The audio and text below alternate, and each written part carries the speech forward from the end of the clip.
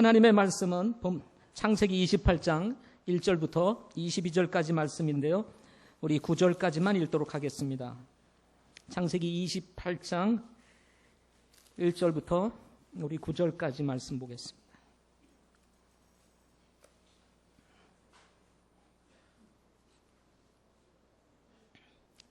창세기 28장 1절부터 9절까지 제가 먼저 읽겠습니다. 이삭이 야곱을 불러 그를 축복하고 또 그에게 명하여 그에게 이르되 너는 가나안의 딸들 중에서 아내를 취하지 말고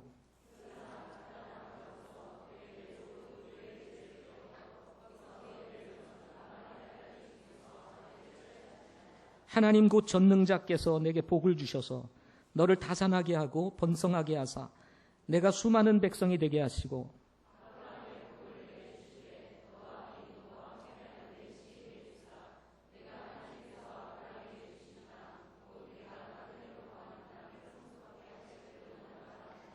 이삭이 야곱을 보내매 그가 밧단 아람으로 가서 라반에게 이르렀는데 그는 시리아 사람 부두엘의 아들이요 야곱과 에서의 어머니 리브가의 오라비더라.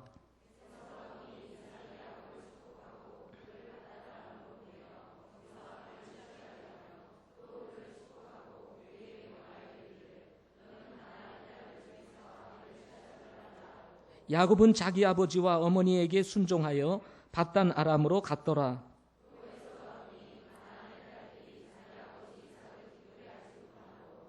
이에 에서가 이스마엘에게 가서 자기가 소유한 아내들 외에 아브라함의 아들 이스마엘의 딸이요 느바요의 누이인 마알랏을 취하여 자기 아내로 삼았더라. 아멘. 기도하시겠습니다. 선하신 아버지 하나님, 존귀하신 하나님, 저희들이 이 시간 예배로 모였습니다. 우리의 마음 분주한 생각들 다 내려놓게 하시고 오직 주님만 향하여 예배하는 시간 되게 해 주옵소서. 아버지 하나님, 살다가 보면 우리의 생각이 주님에게서 벗어나서 우리의 생각에 빠져 있을 때가 많습니다. 오늘 찬양을 드렸던 것처럼 오직 예수 다른 이름은 없다고 하신 이 찬양의 가사처럼 우리가 신뢰할 수 있는 분, 우리가 믿을 수 있는 분은 예수님이시라는 사실을 알게 하시고 주님 바라보는 우리 믿음의 성도들 될 수 있도록 도와주시옵소서. 또 창세기 말씀을 이어서 28장을 오늘 말씀 전합니다. 성령 하나님께서 역사하셔서 주신 말씀 알게 하시고 깨닫게 해주셔서 우리의 삶에 힘이 되게 하시며 능력이 되도록 주님께서 축복해 주시옵소서. 이 시간 모든 것을 주님께 맡깁니다. 성령 하나님 인도해 주시기 원하옵고 예수님의 이름으로 기도하옵나이다. 아멘. 아멘. 오늘 말씀의 제목은 우리 믿음의 길을 가야 할 때 라고 하는 제목으로 같이 말씀 하나 나누도록 하겠습니다.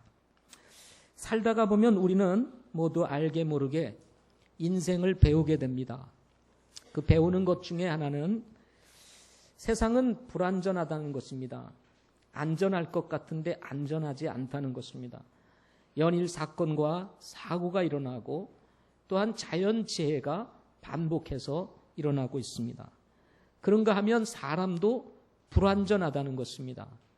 우리가 생각하는 것 다 맞는 것 같이 생각되지만 막상 가보면 그렇지 않은 것을 느끼면서 우리는 때로 한계를 느끼고 좌절을 경험하게 됩니다.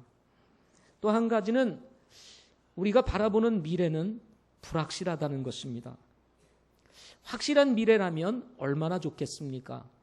나름 고민하며 삶을 투자하고 내일을 위해서 살지만 막상 가보면 우리의 생각과 다른 곳에 우리가 이르게 되는 것을 보면서 불확실한 우리 미래에 대한 염려와 불안이 우리 모두에게 있게 되는 것입니다. 사람은 누구나 걸어야 할 길이 있습니다. 가고 싶어도 가기 싫어도 가야 할 길이 있습니다. 이것을 우리는 일컬어서 인생이라고 부릅니다. 인생이라는 삶을 우리 각각 들여다보면 우여곡절이 참 많은 것 같습니다. 지난 세월 살아온 우리의 삶을 되돌아보면 많은 일들이 있었죠. 그죠? 참 우여곡절이 참 많았습니다. 그런 과정을 거쳐서 우리는 이곳에 있는 것입니다. 이렇게 우여곡절이 많은 이유가 뭘까요? 그것은 앞에서 말씀드렸던 것처럼 세상은 안전하지 못하고 사람은 완전하지 못하고 그리고 미래는 확실하지 않기 때문인 것입니다. 이런 인생을 두고 성경은 말하기를 내일 있을 일을 너희가 알지 못하는도다. 너희 생명이 무엇이냐? 그것은 곧 잠시 나타났다가 그 뒤에 사라져버리는 수증기니라 라고 얘기를 하면서 인생은 그야말로 수증기와 같이 참으로 약하고 연약한 존재라는 사실을 이야기하고 있습니다. 그렇다면 신앙생활은 어떻습니까? 여전히 우여곡절이 많습니다. 믿음의 길을 가는 것 쉽지가 않습니다. 신앙생활 누구나 쉽게 할 수 있다면 얼마나 좋겠습니까? 예수 믿기만 하면 그냥 척척척척 그냥 모든 것이 알아서 자동으로 되듯이 되어진다면 얼마나 좋겠습니까? 근데 뜻대로 되지 않는 것이 또한 신앙생활입니다. 여러분에게 물어보겠습니다. 예수 믿는 것 쉽습니까? 대답을 별로 안 하네요. 쉽지 않습니다. 왜 그럴까요?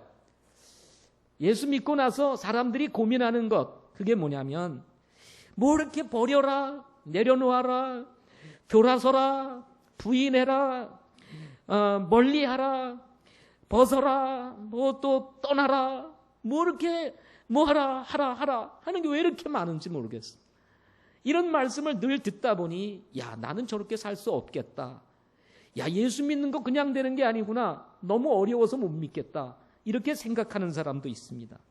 여기에 또 잡아라, 지켜라, 입어라, 뭐 가까이 하라, 머물러 있어라, 뭐 따라가라, 받아라, 실천해라, 뭐 이렇게 하라, 하지 말라 하는 게 또 이렇게 많은지 모르겠습니다. 이런 말씀 자꾸 듣다 보니 주눅 드는 성도들 있습니다. 왜냐하면 오늘도 또 한 대 얻어맞았구나. 왜냐하면 살다가 보면 이렇게 못 살거든요. 그러니까 맨날 실패한 것만 여기서 느끼고 경험하고 돌아다 보니 힘을 가지고 용기를 내어서 살아야 되는데 실패한 자신의 모습만 자꾸 바라보면서 오히려 좌절과 절망을 느끼게 되는 것입니다. 이뿐입니까? 여기에 또 성도들이 가는 길을 막고 서 있는 철천시 원수 마귀도 있습니다. 마귀는 눈에 보이지 아니하지만 예수 믿는 사람들의 삶의 주위에서 끊임없이 역사를 합니다. 우리 안에 또 약한 성품이 있지 않습니까? 나쁜 성품이 있지 않습니까? 이런 것을 얼마나 이 사단이 잘 자극시키는지 말이죠. 기도하고 말씀 읽고 무장하고 또 그렇게 다짐하고 다짐했는데도 여전히 보이지 않는 사탄의 역사 가운데 육신을 자극하면 또 어느 순간 넘어져 있고 쓰러져 있는 우리의 모습을 보게 되는 것입니다. 베드로는 이런 영적 상황을 두고 말하기를 정신을 차리라, 깨어있으라, 또 뭐 하라 또 이렇게 얘기하죠. 그죠? 정신을 차려라, 깨어있으라.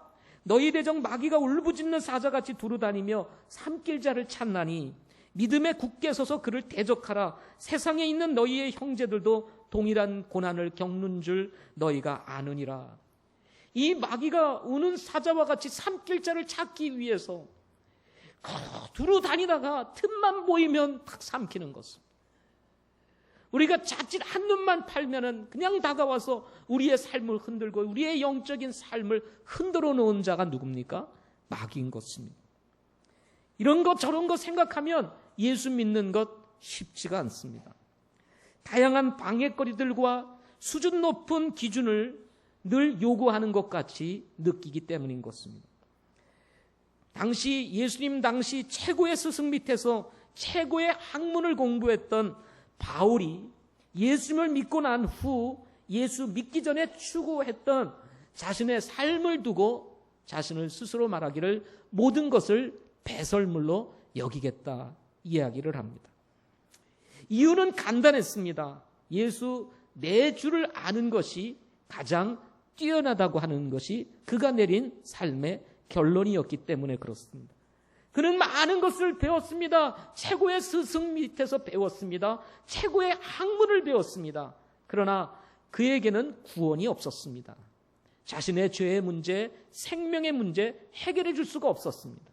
그러나 다메섹 도상에서 만났던 그 예수님, 그 예수님을 만나는 순간 자신이 알지 못했던 영적인 세계가 보이게 되고 그분으로 말미암아 죄의 사함을 받고 하나님의 자녀가 되는 놀라운 축복을 누리게 됩니다. 그래서 깨닫습니다. 내가 아는 것 중에 가장 뛰어난 지식은 바로 내 주 예수 그리스도를 아는 지식이구나 하는 것을 알게 된 것입니다. 그 전에 알았던 것 다 뭐예요? 아무것도 아니라는 것입니다. 그냥 배선을 넣고 한번 내리면 그냥 싹 사라지는 것 같이 그냥 사라져버리는 것들이라는 것을 알게 된 것입니다. 수준 높은 지식을 가진 그리스도인들의 수준 높은 삶을 두고 바울은 고린도후서 6장 8절부터 10절 말씀에 우리 그리스도인들을 향해서 이렇게 얘기를 합니다. 우리는 속이는 자 같으나 진실하고 무명한 자 같으나 유명하며 죽은 자 같으나 보라 우리가 살고 징계받는 자 같으나 죽임을 당하지 아니하며 근심하는 자 같으나 기뻐하고 가난한 자 같으나 많은 사람을 부요하게 하며 아무것도 없는 자 같으나 모든 것을 소유한 사람이라고 이야기를 합니다. 이게 그리스도인의 삶이라는 거예요. 여러분 이 사실을 아세요? 속이는 자 같으나 진실하고 무명한 자 같으나 유명하고 죽은 자 같으나 보라 우리가 살고 징계받는 자 같으나 죽임을 당하지 아니하며 근심하는 자 같으나 기뻐하고 가난한 자 같으나 많은 사람을 부요하게 하며 아무것도 없는 자 같으나 모든 것을 소유한 자로다. 여러분 예수 믿는 사람에게 주어진 이 놀라운 삶에 대해서 누가 알겠어요? 예수 믿지 않는 사람이라면 도저히 이해할 수 없는 삶이라고 할 수가 있는 것입니다. 그러나 누구나 예수님을 믿기만 하면 이렇게 살 수 있는 것은 아닙니다. 여기에는 믿음의 과정이 있습니다. 이 과정이 바로 믿음의 길을 가는 성도들의 삶이라고 할 수가 있는 것입니다. 오늘 말씀은 허물도 많고 약한 야곱이 아버지 이삭으로부터 장자의 축복을 받은 후 혈기왕성한 형을 피해 밧단 아람에 있는 외삼촌 라반의 집으로 도망가는 이야기가 기록되어 있습니다.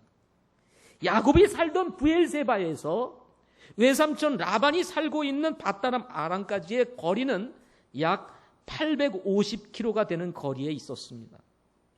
850km, 도보로 한 달 정도 걸리는 먼 거리라고 할 수가 있습니다. 사람은 하루에 100리를 걸을 수 있다고 합니다. 10리를 4km라고 하니까요. 100리는 약 40km라고 할 수가 있습니다. 하루에 열심히 걸으면 몇 리를요? 100리, 40km를 걸을 수 있다는 말입니다. 우리 둘째 아이가 어떤 마음을 먹었는지 어느 날 저에게 찾아와서 국토대행진을 하겠다고 이야기를 했습니다. 국토대행진, 말이 국토대행진이죠. 여러분 걸어서 저 끝에서부터 끝에까지 걸어간다는 것 결코 쉬운 일이 아닙니다. 평소에 제가 생각하는 딸로서는 도저히 생각할 수 없는 결정이었습니다. 국토대행진 하겠다는 거예요. 저는 그 국토대행진을 해보지는 않았지만 듣기는 많이 들었습니다. 보통 어려운 게 아니라는 것입니다. 조금만 힘들면 아유 힘들어 조금 어려운 일 시키면 못해 이런 아이가 국토대행진을 하다니요. 정신 나간 줄 알았습니다. 제정신 가지고는 결정할 수 없는 일이라고 생각을 한 것입니다. 파주에서부터 제주까지 하루에 6시간에서 8시간 걸으면서 거의 한 달 기간 동안 걷는다고 합니다. 한편으로는 그래 잘했다. 한번 도전해보는 것도 괜찮겠다. 그래 가서 한번 직사게 고생하고 인생을 한번 배워봐라. 막 이런 마음도 제 마음속에 있었습니다. 통보한 일이지만 본인이 가겠다고 해서 어쩔 수 없이 보내게 되었습니다. 서울에서 부산까지가 428km라고 합니다. 이보다 2배가 되는 거리에 있는 삼촌 라반의 집을 찾아가는 것은 결코 쉬운 일이 아니라는 것입니다. 때로 신앙생활을 하다가 보면 야곱과 같이 홀로 외롭게 믿음의 길을 가야 할 때가 있습니다. 요셉은 형들에게 팔려서 이집트로 노예로 팔려갔습니다.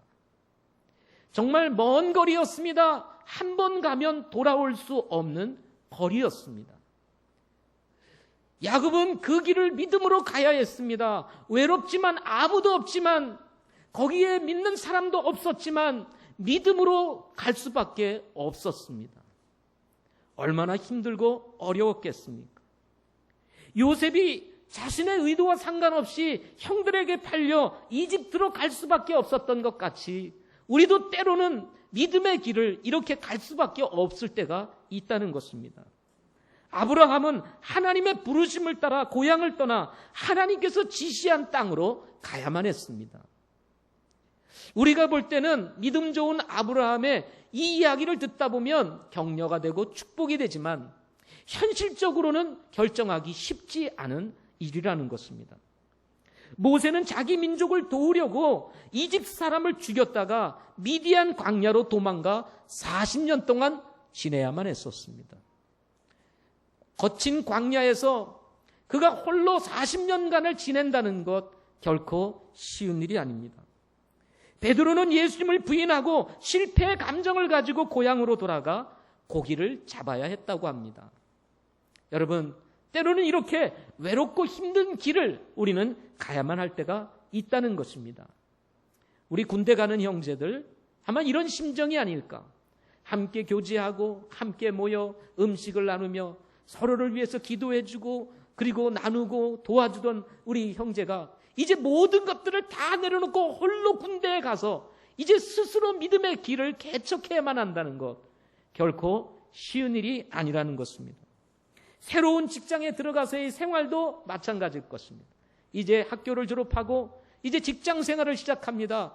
꿈을 가지고 들어가지만 막상 직장에 들어가 보면 이것이 장난이 아닙니다. 믿음 지킨다는 것 쉽지 않습니다. 그곳에서 홀로 믿음의 길 가는 것 결코 쉬운 일이 아니라는 것입니다.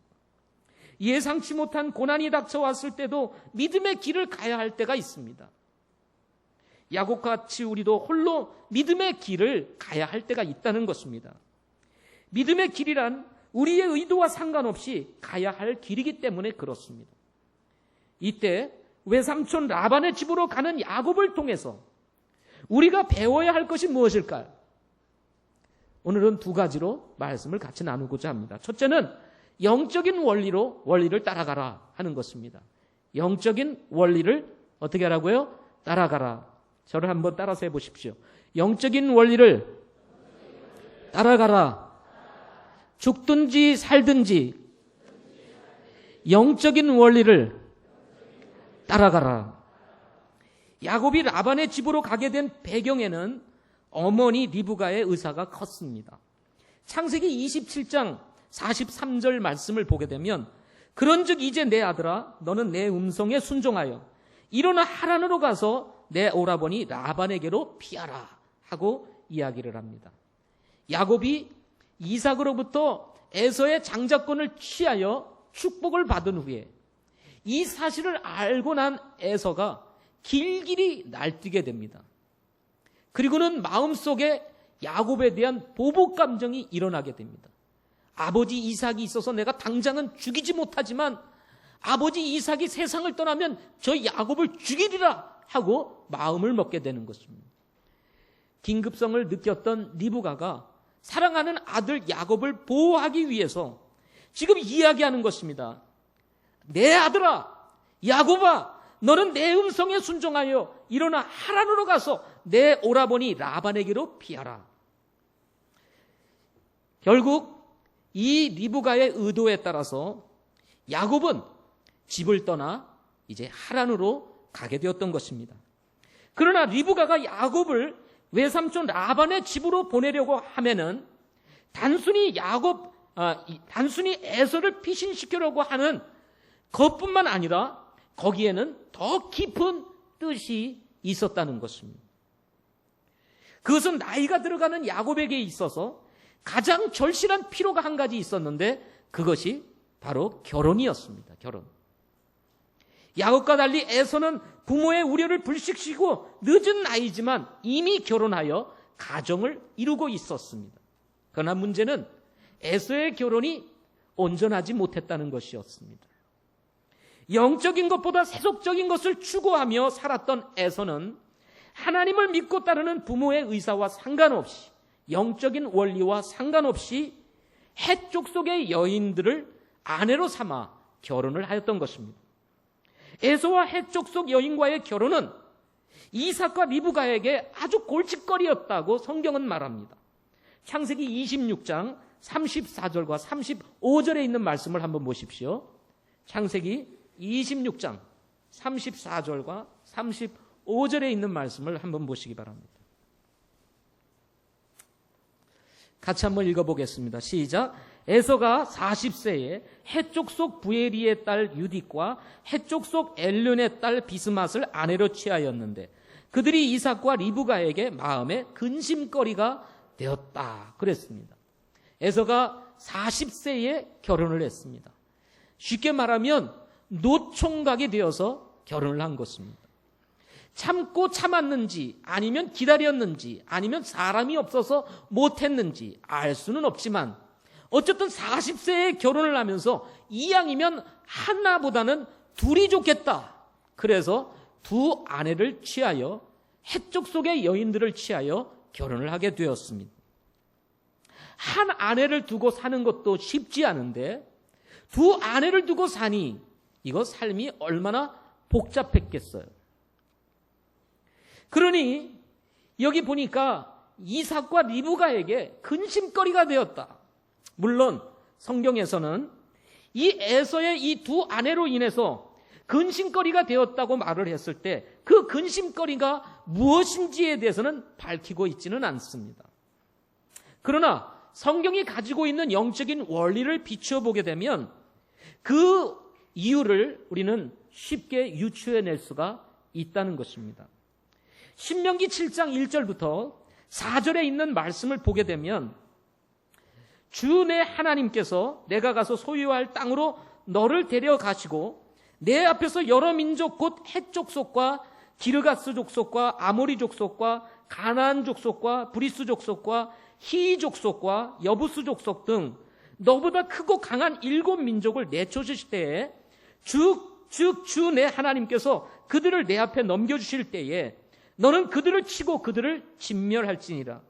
또한 너는 그들과 어떤 언약도 맺지 말며 그들에게 긍휼을 보이지도 말고 또 그들과 결혼하지도 말지니 내 딸을 그의 아들들에게 주지 말며 내 아들을 위하여 그의 딸을 취하지 말지니라. 그들이 내 아들을 돌이켜서 나를 따르지 못하게 하므로 그들이 다른 신들을 섬기리니 그러면 주의 분노가 너희를 향해 타올라 갑자기 너를 멸하리라. 그리고는 6절 말씀에 이렇게 얘기합니다. 너는 주 내 하나님께 거룩한 백성이니라 하고 말씀을 했습니다. 여러분, 아브라함이 이삭을 낳고 나서 이삭의 배필을 구하기 위해서 당시 자신이 살고 있는 가나안 땅의 여인을 아내로 삼아서 이삭을 결혼시켰습니까? 그렇지 않았습니다. 아브라함은 이삭의 아내감을 찾아 자신의 사랑하는 늙은 종 한 사람을 하란까지 보내서 혈통이 같은 아내감을 찾아가지고 데리고 와서 결혼을 시켰습니다. 그 사람이 누구였어요? 지금의 바로 리브가였던 것입니다. 이것이 바로 결혼에 대한 영적인 원리였습니다.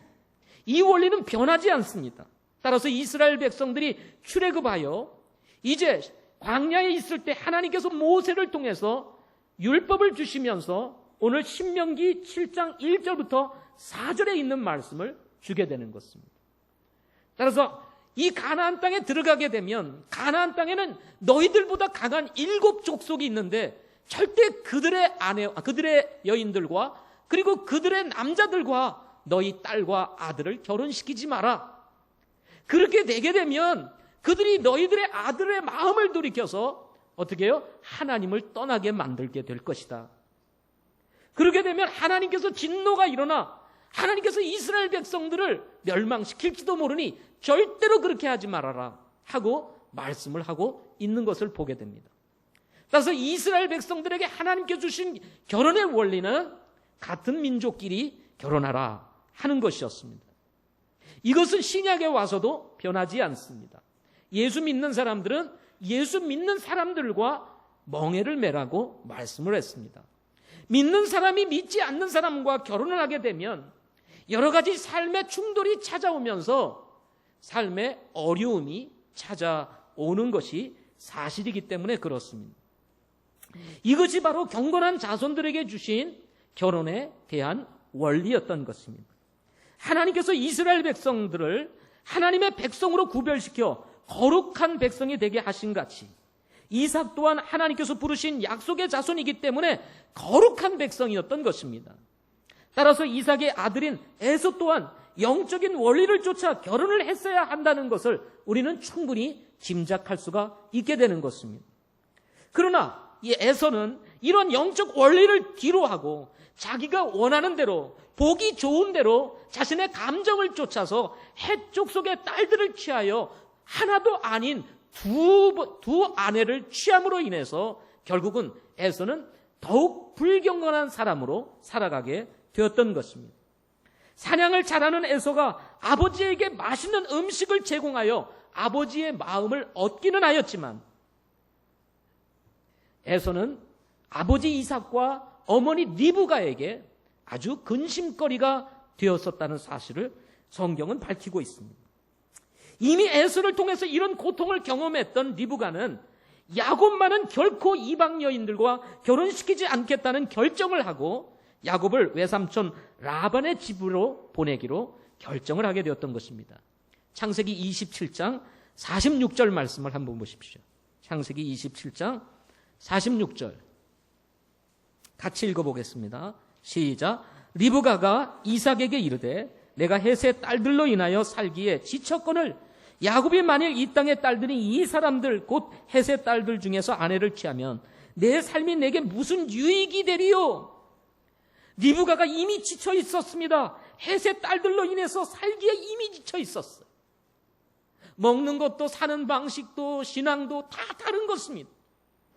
더군다나 두 아내를 가졌으니 이 사이에서 일어나는 시기 다툼의 문제가 가정을 더 복잡하게 만들었을 것입니다. 하나가 될래야 하나가 될 수 없는 해쪽 속의 딸들로 인해서 힘이 지쳐 있었던 이 리브가는 영적인 원리로 돌아가서 야곱만은 자신의 혈통의 사람으로 이제 아내를 삼아 결혼을 시켜야 되겠다라고 하는 이런 깊은 의중을 가지고 있었던 것입니다.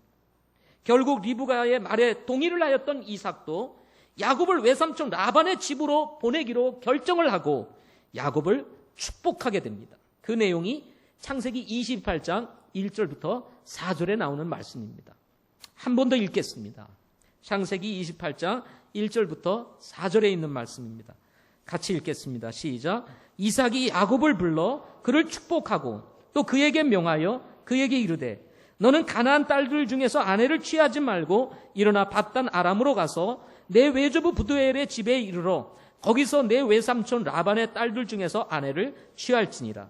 하나님 곧 전능자께서 내게 복을 주셔서 너를 다산하게 하고 번성하게 하사 내가 수많은 백성이 되게 하시고 아브라함의 복을 내게 주시되 너와 및 너와 함께하는 내 씨에게 주사 내가 하나님께서 아브라함에게 주신 땅 곧 내가 나그네로 거하는 땅을 상속받게 하시기를 원하노라. 이삭이 야곱을 축복하면서 이제 밧단 아람으로 떠나게 될 이 야곱을 축복하면서 했던 내용의 말씀이 바로 창세기 28장 1절부터 4절에 있는 이 말씀입니다. 이삭은 야곱을 사랑하는 아들 야곱을 축복하면서 내 외삼촌 라반에게 보내면서 사명 하나를 주게 되는 것입니다. 그것은 외삼촌 라반의 딸 중에서 아내를 취하라는 것이었습니다.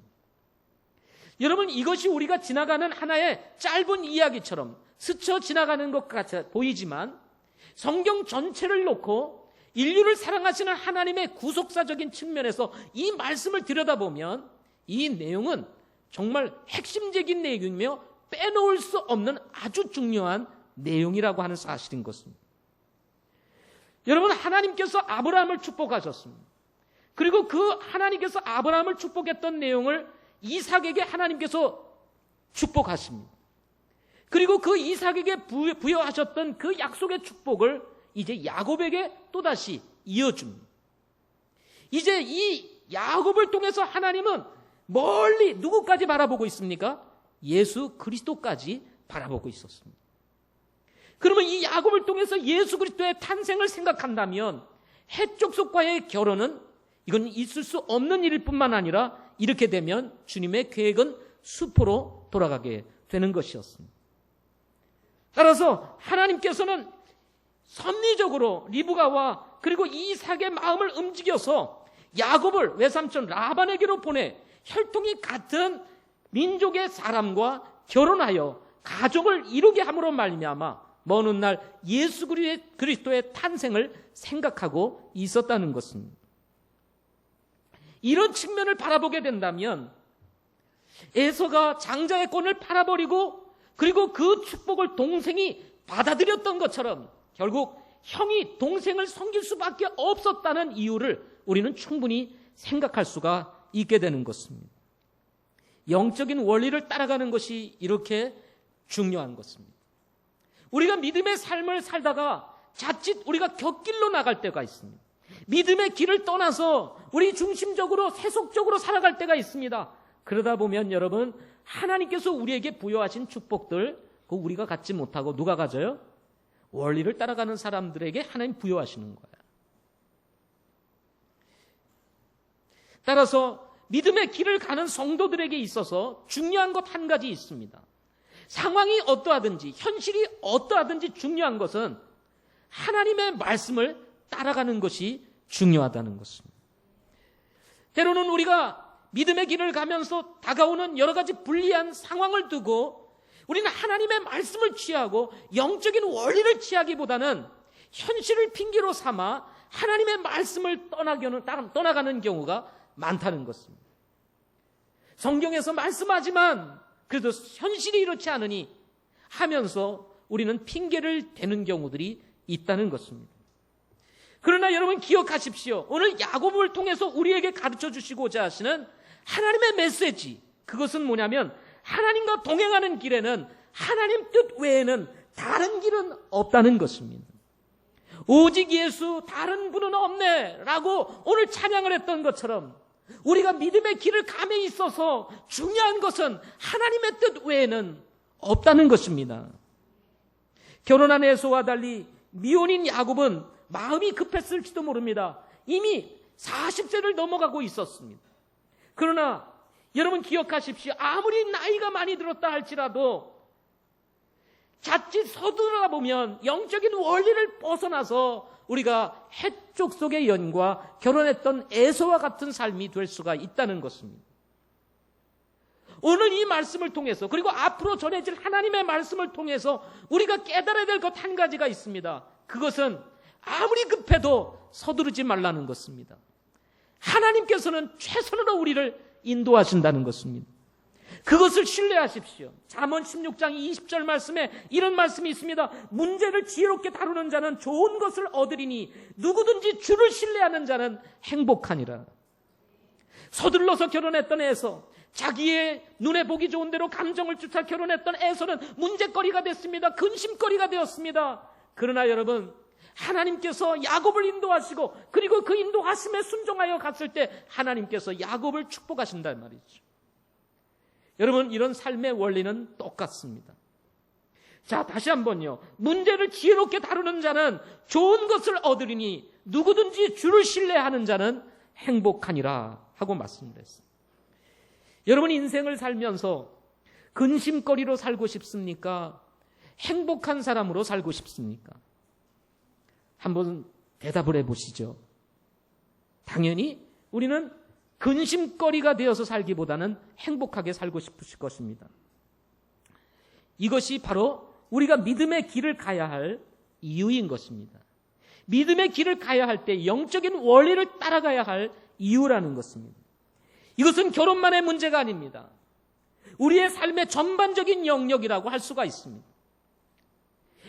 변명과 편법은 하나님에게서 우리를 멀어지게 할 뿐이라는 것입니다. 뿐만 아니라 우리가 그동안 신앙생활을 하면서 우리는 많은 경우에 편법을 사용해 보았습니다.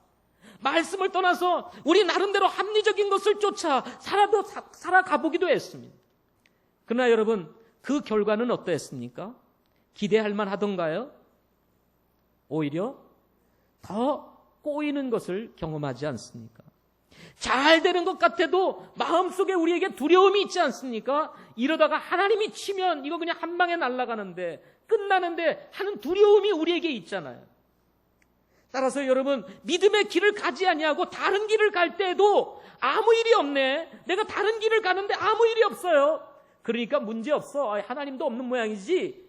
여러분, 그렇게 생각하지 마세요. 하나님이 참고 계시는 것입니다.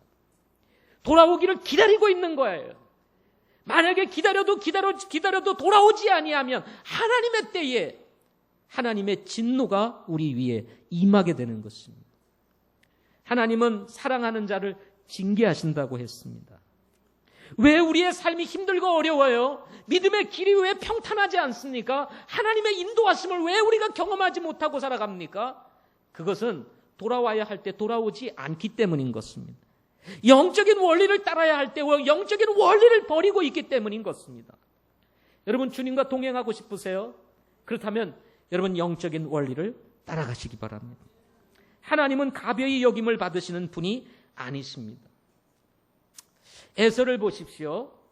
이삭이 야곱을 축복하여 밧단 아람에서 아내를 취하고 가나안의 딸들 중에서 취하지 말라는 이 이야기를 우리 듣고 야곱이 순종하여 이제 삼촌 라반의 집으로 가게 되었다는 소식을 에서가 듣게 됩니다.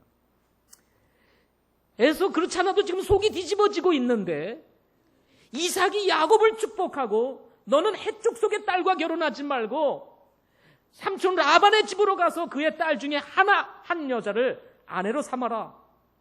이 소식을 들으니까 에서가 마음에 또 열불이 날까요, 안 날까요? 열불 납니다. 그래도 에서가 가만히 생각해 보았어요. 어떻게 하면 내가 이삭의 복을 좀 축복을 누려볼까? 가만히 생각해 보니 자신의 아내들이 아버지 이삭을 기쁘게 하지 못함으로 인해서 발생한 일이라는 생각을 가지게 되었습니다. 어떻게 하면 내가 아버지 이삭을 좀 기쁘게 할 수 있을까 생각을 해보니 뭐예요? 밧단 아람에 가가지고 이제 거기서 삼촌 라반의 딸 중에 아내로 취하라. 야, 요게 원리인가 보다. 뭔가 좀 가까운 사람하고 결혼하라는 의미인가 보다. 그래서 해쪽 속과 결혼하는 것이 문제가 되었으니 좀 요보다 더 센 걸 가지고 한번 내가 결혼을 해보자. 그리고 저 멀리 밧단 아람보다는 아브라함의 후손인 이스마엘의 딸과 결혼하면 우리 아빠 이삭이 너무 좋아하겠지 라고 생각을 하게 되었던 것입니다. 그래서 그런 머리를 굴려 계획을 짜고는 아브라함의 아들 이스마엘의 딸이요 느바요의 누이인 마을렛을 취하여 세 번째 아내를 두게 되는 이야기가 성경에 나옵니다. 참 이삭이요 비상한 사람입니다. 그리고 문제 해결 능력도 상당히 뛰어난 사람 같습니다. 이미 두 아내가 있음에도 불구하고 이스마엘로부터 딸을 얻어가지고 세 번째 아내를 취할 수 있는 능력을 가지고 있으니 굉장한 사람 아니겠어요? 여러분 같았으면 이미 두 아내에 있는 사람에게 내 딸을 또 줄 수 있겠습니까? 안 주지요. 얼마나 능력이 많았으면 이스마엘이 자신의 딸을 또 누구에게 줘요? 에서에게 주었다 이 말이죠. 그러나 이것은 하나님의 뜻과는 다른 것이었습니다. 사람 보기에 좋은 것 같이 보이고 아브라함의 아들이니까 이거 아빠가 기뻐하시겠지라고 생각을 했지만 이미 이스마엘은 버려진 아들이었습니다. 육신적이고 자기중심적이며 세속적인 사람인 이 에서는 자신의 방법을 쫓아 자신의 생각을 쫓아 순발력을 가지고 대응을 했지만 결국 기대할 수 있는 것은 아무것도 없었습니다. 잠언 19장 16절 말씀에 이런 말씀이 있습니다. 명령을 지키는 자는 자기 혼을 지키거니와 그분의 길들을 멸시하는 자는 죽으리라. 좀 무서운 얘기죠. 그죠? 명령을 지키는 자는 자기 혼을 지키거니와 그분의 길들을 멸시하는 자는 죽으리라. 결국 망하게 된다는 것을 성경은 말씀해 주고 있습니다. 그러나 비록 힘들고 고난이 따라온다 할지라도 하나님의 말씀을 원리로 삼고 따라가는 자는 자기 혼을 지키겠다, 이렇게 말씀해 주고 있는 것입니다. 여러분, 아무리 힘들고 어려울지라도 믿음의 길을 갈 때 여러분 말씀을 따라서 가시기를 바랍니다. 이것이 바로 우리들의 사명인 것입니다. 두 번째로는 고난의 행군을 기대하라 하는 것입니다. 영적인 원리를 따라 믿음의 길을 가는 것은 쉽지가 않습니다. 때로 야곱이 850km 거리에 떨어져 있는 외삼촌 라반의 집을 향해 가는 것과 같이 고난의 행군이 될 수 있기 때문에 그렇습니다. 믿음의 길은 때로 이렇게 고난을 동반할 때가 있습니다. 우리가 순수하게 믿음의 길을 가려고 하면 가려고 할수록 예상치 못한 고난이 우리에게 찾아올 수 있습니다. 그리스도인들도 순수한 그리스도인이 있고요, 그렇지 못한 그리스도인이 있습니다. 상황에 따라서 빠져다니면서 자기 머리 써가면서 신앙생활 하시는 분들 계세요. 여러분, 그런 분 되시지 마시기를 바랍니다. 우리는 그냥 순수해야 돼요. 하나님을 그냥 믿고 따라가야 됩니다. 우리 머리 쓰고 자꾸 요령 피우다 보면 될 것 같지요? 되는 것 같이 보이지요? 그러나 그렇지가 않습니다. 하나님은요, 단순하고 순수한 사람을 좋아하십니다. 야곱은 850km가 되는 먼 거리를 두렵고 떨림으로 출발했습니다. 한 번도 가보지 않은 길이었습니다. 내비게이션은 당연히 없었습니다. 지도나 변변하게 있었겠습니까? 지도도 없었을 것이에요. 그 당시 길을 찾는 것은 아마 별자리를 보고 찾아갔을 것입니다. 아마 아버지 이삭이 얘기했겠죠. 자세한 얘기 성경에 안 나오지만 저쪽이 북쪽이고 저쪽이 동쪽이고 저쪽이 서쪽이고 이쪽이 남쪽인데 동서남북을 어떻게 분간하는 줄 아니? 그러니까 저 별을 보고 저 방향으로만 계속 가라. 거기가 삼촌 라반이 있는 곳일 거야. 그렇게 했겠죠. 그러니 얼마나 막연한 일이었겠습니까? 당시의 척박한 환경에서의 여행은 어떤 일이 날지 아무도 모르는 일이었습니다. 이렇게 보면 신앙을 가진 사람으로서 기대할 수 있는 것은 오직 한 가지. 그것은 하나님의 도우심 뿐이었을 것입니다. 이삭은 밧담 아람으로 이삭을 밧담 아람으로 가라고 하였던 이 야곱에게 이제 하나님의 그 권위를 가지고 축복을 하게 됩니다. 야곱을. 근데 야곱이 축복한 그 축복의 내용을 가만히 들여다보면 이삭을 하나님께서 도우시고 인도하실 것이라고 하는 믿음이 녹아있는 것을 보게 됩니다. 그렇죠? 하나님이 반드시 축복하신다고 약속했잖아요. 그리고 나그네 되었던 이 땅으로 다시 돌아와서 이것을 소유할 것이다 라고 말하고 있지 않습니까? 이 말은 이삭이 어떤 고난, 어떤 어려움, 어떤 환경에 처한다 할지라도 하나님이 도우실 것이라고 하는 이런 믿음이 이삭에게 있었다는 거예요. 야곱은 비록 홀로 길을 떠났지만 야곱에게는 이삭의 축복이 함께하고 있었다는 것입니다. 이는 보이지 아니하시는 하나님께서 야곱과 함께하시고 계시다는 의미라는 것입니다. 믿음의 길을 가는 성도들이 붙잡을 수 있는 것이 무엇일까요?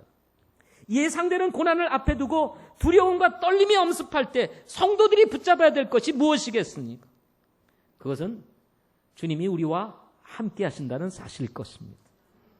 야곱이 집을 떠나 밧단 아람으로 향해 정처 없이 걸을 때 베델이라고 하는 곳에 이르게 됩니다.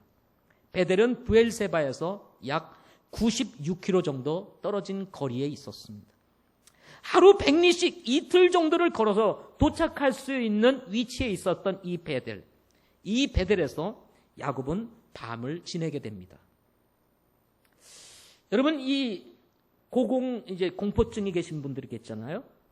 아주 높은 곳에 올라가서 밑을 내려다보면 무서울 것 같죠. 근데 이 높은 곳에 올라가서 고공곤충을 느끼는 그 최고의 높이는 한 3층 정도의 높이라고 합니다. 거기 올라가면 사람들이 딱 두려움을 느낀다고 그래요. 그런데 그 두려움을 이렇게 딱 이기고 좀 올라가면 별로 이제 그렇지 않는다고 그래요. 아마도 사람이 집을 떠나서 홀로 먼 길을 여행할 때에 약 한 90km, 6km 정도가 떨어진 이 거리에서 아마 야곱은 가장 마음에 어려움을 느끼지 않았을까? 한번 그냥 생각해 봅니다.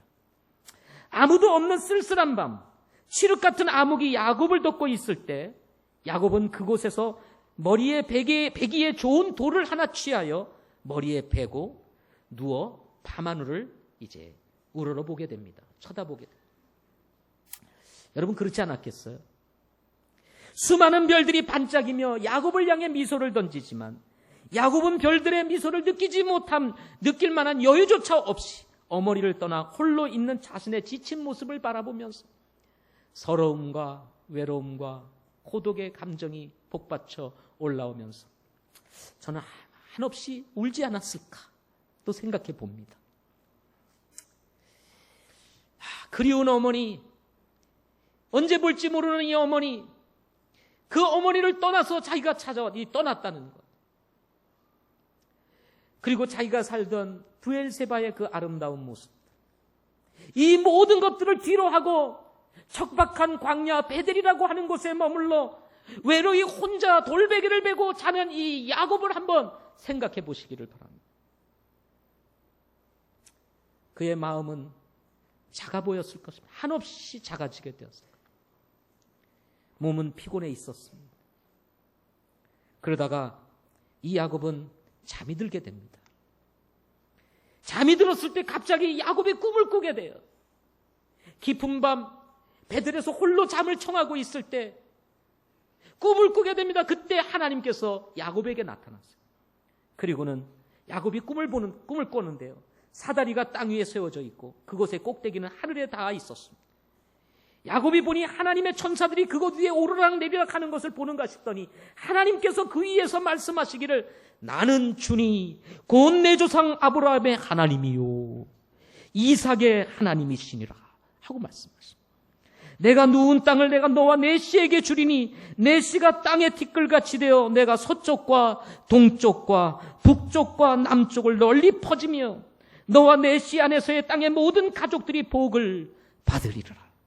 또 보라 내가 너와 함께 있어 내가 가는 모든 곳에서 너를 지키며 너를 이 땅에서 다시 데려오리라. 내가 내게 말한 것을 행할 때까지 너를 떠나지 아니하리라.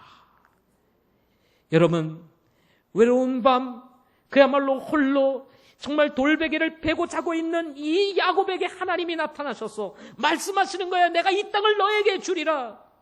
동쪽과 서쪽과 남쪽과 북쪽 널리 퍼지며 내 씨가 이 땅의 모든 가족들이 복을 받으리라. 그리고 또 말씀하십니다. 야곱아 염려하지 마라. 내가 너와 함께 있어. 내가 어디로 가든지 너를 지키며 너를 인도할 거야 라고 말씀하시는 거예요. 꿈에 놀라 잠이 깬 야곱이 이 꿈에서 나타나신 주님의 음성을 기억하며 이렇게 이야기를 합니다. 창세기 28장 16절 17절에서 야곱이 잠에서 깨어 이르되 주께서 분명히 이곳에 계시거늘 내가 그것을 알지 못하였도다 하고는 두려워하여 이르되 두렵도다. 이것이요 이것은 다름 아닌 하나님의 집이요 이것은 하늘의 문이로다 하면서 고백을 합니다. 그래서 그곳을 이름하여 베델이라.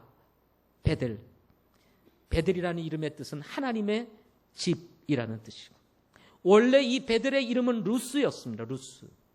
루스 황당하다라고 하는 뜻을 가지고 있는 곳이었습니다.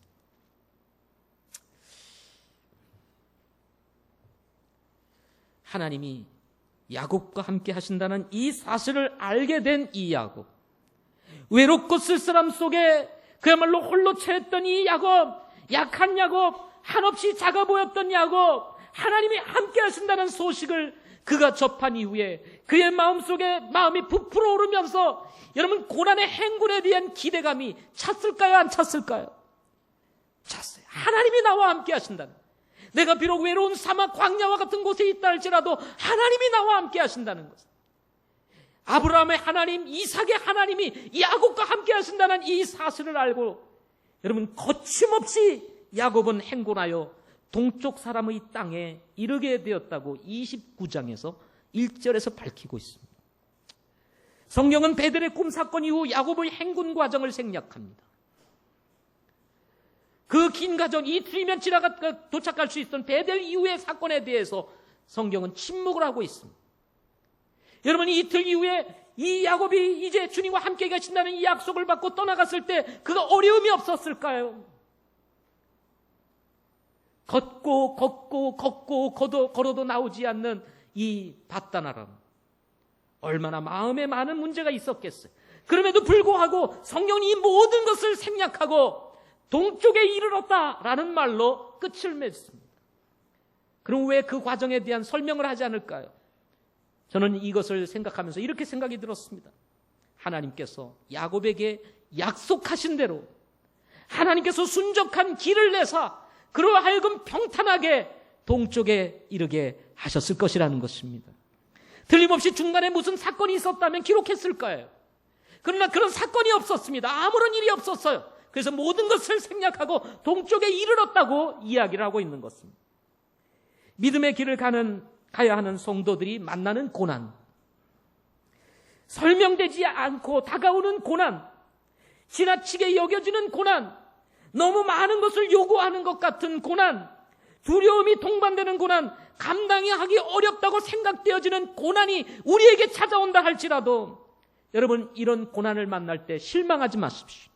놀라지 마세요. 위로하는 이 없는 쓸쓸한 밤, 칠흑 같은 어둠이 우리를 덮을 때라 할지라도 두려워하지 마시기 바랍니다. 거듭난 성도들이라면, 영적인 원리를 따라가는 믿음의 길을 가는 성도들이라면 야곱과 같이 하나님께서 함께 하시기 때문인 것입니다.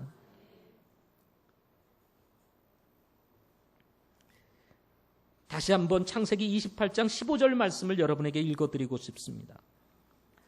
자, 이렇게 혹시 여러분 가운데 지금 고난의 길을 가고 있는 분들 계십니까? 가도 끝이 없이 여러분의 삶에 여전히 남아있는 고난, 언제 끝날지 모르는 고난의 행군을 계속하고 있는 분들 계세요. 사라지지 않을 것 같고 멈추지 않을 것 같은 고난이 여러분의 삶을 엄습하고 있습니까? 하나님께서 야곱에게 들려주셨던 이 말씀을 기억하시기 바랍니다. 또 보라, 28장 15절. 내가 너와 함께 있어. 내가 가는 모든 곳에서 너를 지키며 너를 이 땅에서 다시 데려오리라. 내가 내게 말한 것을 행할 때까지 너를 떠나지 아니하리라 하시니라. 여러분, 아무리 여러분의 삶 속에 고난이 여러분의 삶을 덮는다 할지라도 하나님이 여러분과 함께 하시는 동안, 함께 하시는 그 동안에는 여러분, 우리는 실패한 사람들이 아닙니다. 아멘. 이 유명한 이 창세기 28장을 내용으로 해서 작사한 찬송이 있습니다. 359장인데요. 주께로 가까이, 더 가까이 라고 하는 찬송입니다. 침례교 찬송가는 이 찬송의 내용이 좀 우리 그리스도인들에게 적합하지 않다고 생각을 해서 좀 원어에 그 가사에 가깝게 번역을 하면서 일부 이 절 중에 한 절을 빼게 되었습니다. 그러나 우리가 과거에 사용하던 찬송가에는 이 창세기 28장 본문을 내용으로 해서 이것이 작사가 되고 또 불려진 것으로 이렇게 찬송가를 얘기하고 있습니다.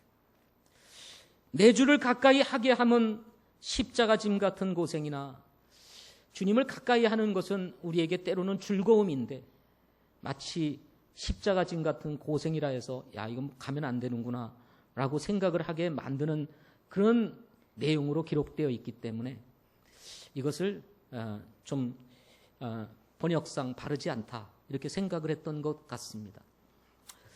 그런데 저는 이 말씀을 쫙 하면서 제 마음속에 다가오는 것은 사람으로서는 심정적으로는 이해가 된다 이거죠. 심정적으로. 우리가 때때로 믿음의 길을 갈 때에 고난이 찾아오고 어려움이 찾아올 때는 마치 우리가 십자가 진 같은 어려움으로 여러분 다가올 때가 있지 않습니까? 나를 따라오고는 제 십자가를 지고 따르라 라고 얘기를 했던 것처럼 이것이 결코 쉬운 것은 아니다.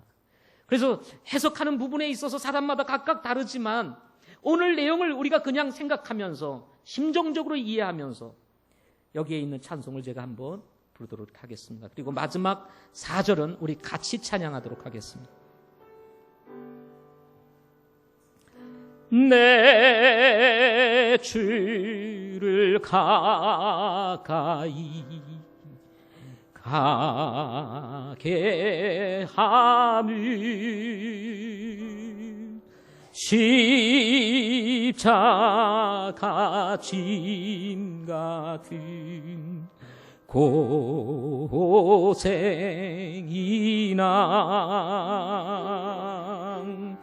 내 인생 소원이 내 찬송하면서 주께로 나가기 원합니다.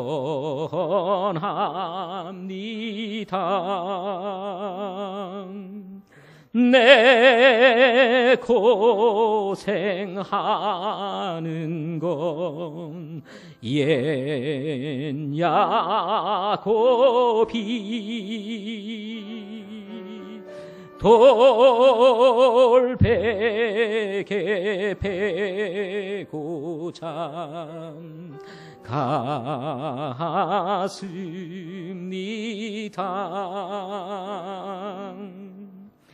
금에도 소원이 내 찬송하면서 주께로 나가기 원합니다. 야곱이 잠깨요. 같이 찬양하겠습니다.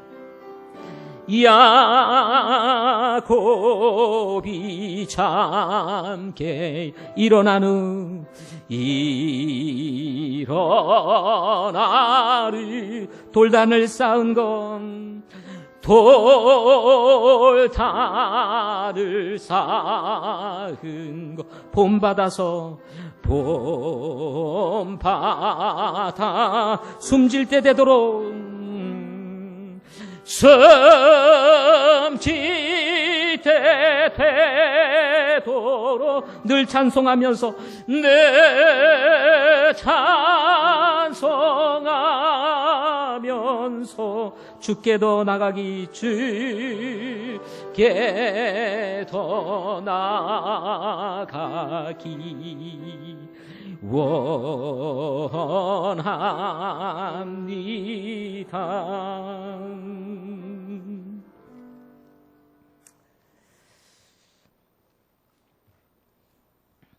야곱이 고난의 길을 가야 할 때 주님이 함께 하신다는 정말 이 소식을 듣고 말씀을 들은 후에 그는 믿음으로 고난의 행군을 기대하며 갔을 것입니다. 우리는 야곱을 통해서 배우는 것이 있습니다. 그것은 뭐냐면 믿음이 고난의 행군을 기대하며 갔을 때 하나님께서 예비해 두신 축복을 그는 누리게 되었다는 것입니다.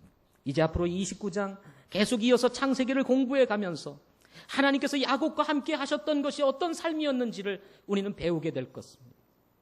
연약했던 야곱, 허물이 많았던 야곱, 그의 삶 속에 개입하시는 하나님의 역사를 바라보면서 하나님께서 야곱을 어떻게 축복해 가시는가를 우리는 앞으로 보게 될 것입니다.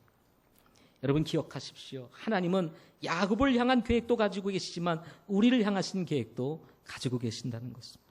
야곱의 삶에 하나님이 개입하신 것 같이 하나님은 우리의 삶에도 개입하신다는 것입니다. 이사야서 41장 9절부터 10절 말씀에 이렇게 말합니다. 내가 땅끝에서부터 너를 데리고 오고 땅의 우두머리들로부터 너를 불러 내게 이르기를 너는 내 종이라. 내가 너를 택하였으므로 너를 버리지 아니하였느니라 하였노라. 너는 두려워하지 말라. 내가 너와 함께 하느니라. 놀라지 말라. 나는 내 하나님이니라. 내가 너를 강하게 하리라. 참으로 내가 너를 도와주리라. 참으로 내가 내 의의 오른손으로 너를 떠받쳐 주리라 하시고 말씀하셨습니다. 바벨론의 포로로 잡혀갔던 이스라엘 백성들을 향해서 하나님께서 주시는 약속의 말씀이었어요. 그들은 풍잔등어와 같이 정말 위급한 상황이었어요. 그들을 향해서 하나님이 말씀하시는 거예요. 두려워하지 말라, 놀라지 말라. 내가 너와 함께 하시겠다는 것입니다. 여러분, 때로 우리의 인생에 위기가 찾아올 때가 있습니다. 정말 고난이 여러분의 삶을 덮칠 때가 있어요. 그래도 두려워하지 말고 놀라지 마십시오. 하나님이 함께 하십니다. 예수님께서 마지막 제자들과 작별을 하시고 하늘로 승천하시기 전에 제자들에게 남기셨던 말씀을 여러분 기억하고 계십니까? 보라, 내가 세상 끝날까지 너희와 항상 함께 있으리라. 여러분, 함께 하실 주님을 바라보면서 믿음의 길을 가는 우리 성도들 다 되시기를 바랍니다. 기도하겠습니다.